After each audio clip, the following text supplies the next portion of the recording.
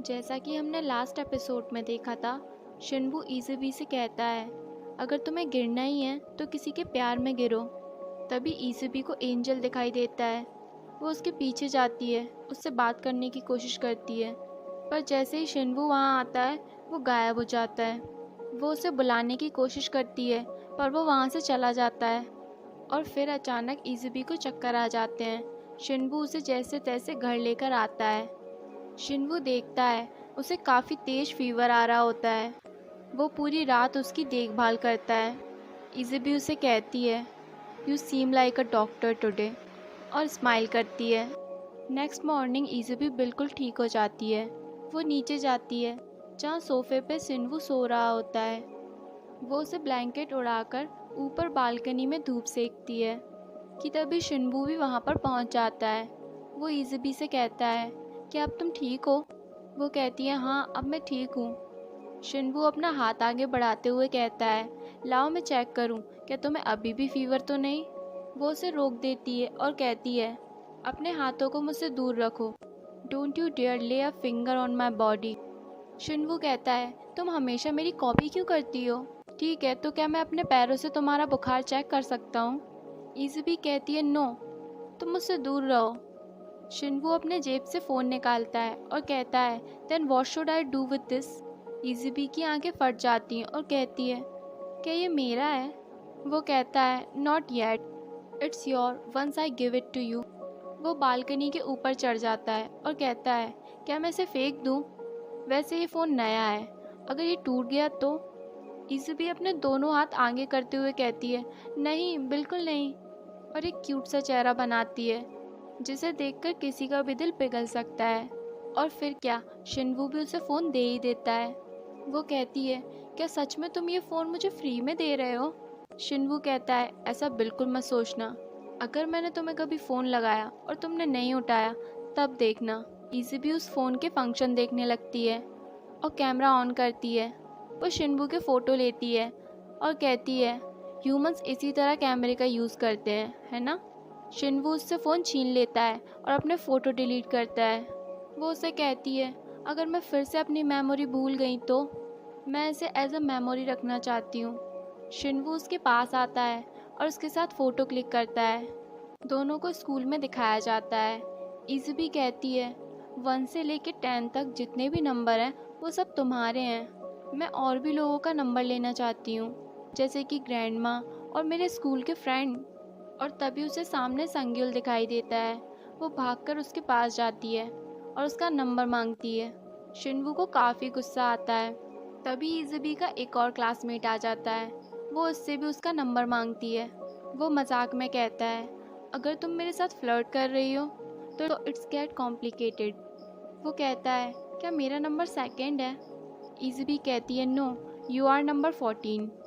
वो कहता है, मुझे ये जानकर काफ़ी दुख हुआ, let me be in the top 5। तभी शिनबू वहाँ आकर कहता है, क्या कभी स्टडी में टॉप 5 आए हो? और दोनों लड़ने लग जाते हैं। यहाँ क्लास ख़त्म होने के बाद लड़कियाँ बातें करती हैं।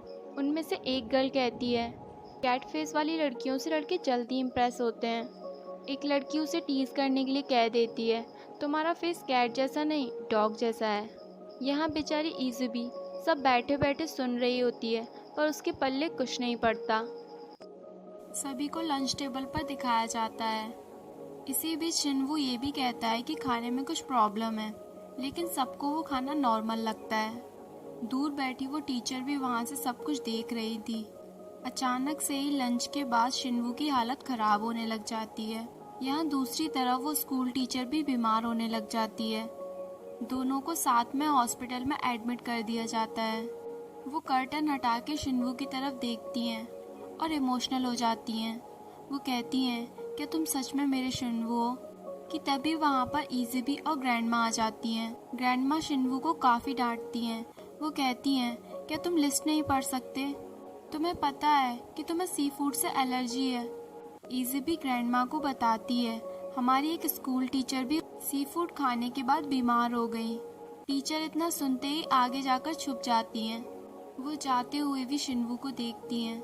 यहाँ संग्युल के फादर अपनी गर्लफ्रेंड से माफ़ी मांगते हैं कि वो उनका अच्छी तरह से ख्याल नहीं रख पाते। वहाँ दूसरी तरफ इज़ुबी और शिनबू भी लेटकर बातें कर रहे होते हैं। तभी इज़ुबी उठकर खड़ी हो जाती है और पूछती है, तुमने मुझे नहीं बताया, तुम्हारी फ़ोन लिस्ट में मैं किस नंबर पर आती हूँ? जिनयोंग उससे मजाक में कह देता है, आखिर मैं क्यों तुम्हारा नंबर सेव करूँ? इज़ुबी गुस्सा होकर वहाँ से चली जाती है।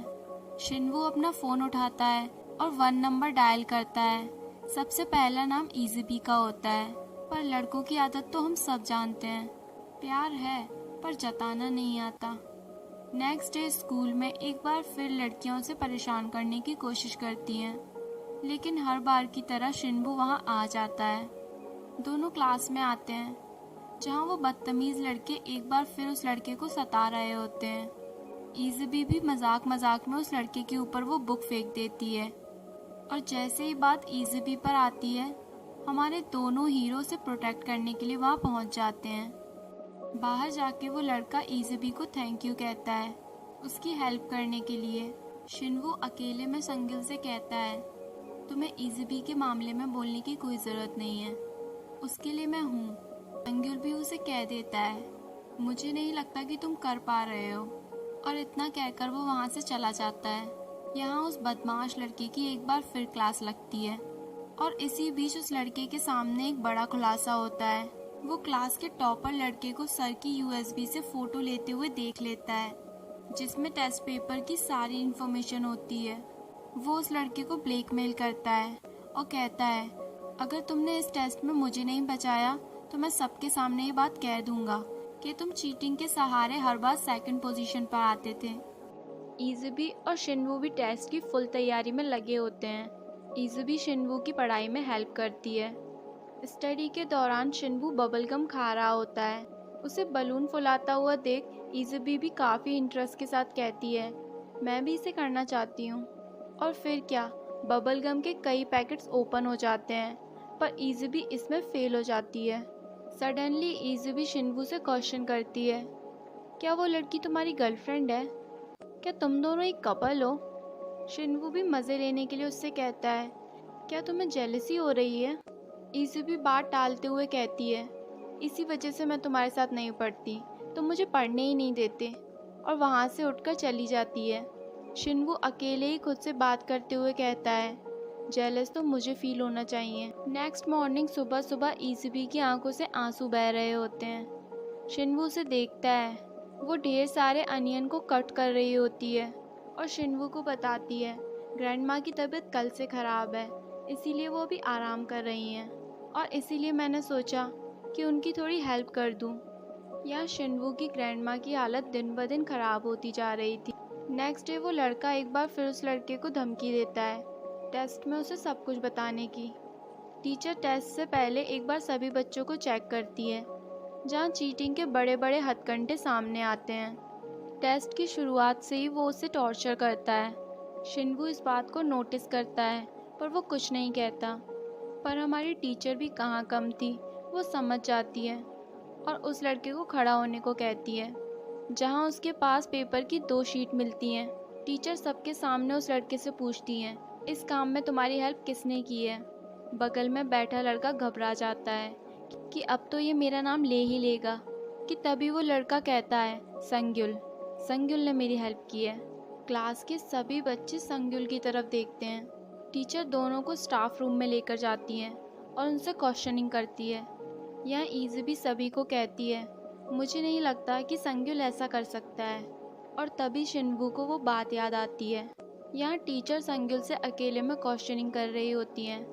संग्युल साफ साफ कह देता है, आप अपनी जॉब करिए, मैं खुद को प्रोटेक्ट कर सकता हूँ। वो ये भी कहता है कि जब से आप मेरी लाइफ में आई हो, चाहे मेरे 100 में से 100 मार्क्स क्यों ना आ जाएं, पर मुझे कभी भी खुशी नहीं हुई है, जस्ट बिकॉज ऑफ यू।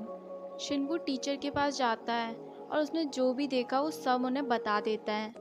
जैसे ही ये बात उस लड़के के फादर को पता चलती है, वो तुरंत स्कूल में आ जाते हैं, और तो और वो अपने बेटे को स्कूल के अंदर ही थप्पड़ मार देते हैं। शिनवू दूर से खड़ा उन्हें देख रहा होता है और मन ही मन कहता है कि आखिरकार इन दोनों में कैसा रिलेशन है, कि तभी वो लड़का शिनवू के सामने आ जाता है और उसकी कॉलर पकड़कर कहता है, इज़ुबी संग्युल को मैसेज करती है और अपने रेस्टोरेंट में बुलाती है क्योंकि वो जानती है संग्युल का मूड बिल्कुल ठीक नहीं होगा।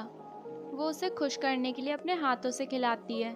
ईज़बी कहती है मुझे पता है कि ये सब तुमने नहीं किया। वो कहता है अच्छा, तुम्हें मुझ पर इतना विश्वास है।